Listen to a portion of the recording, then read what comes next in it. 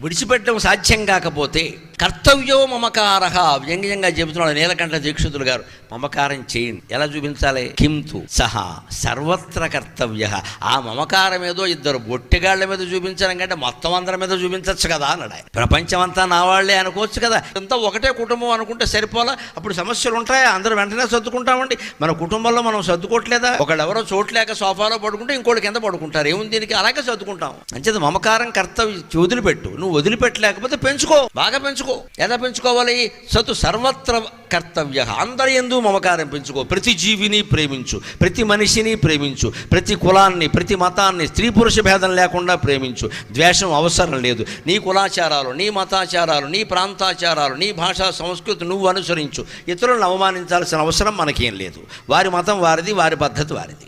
చేసుకోనియండి, మనకేమిటి అభ్యంతరం? అదే హిందూ ధర్మం. అందుకని వదిలిపెట్టగలిగితే మంచిది, లేకపోతే అలా చేసి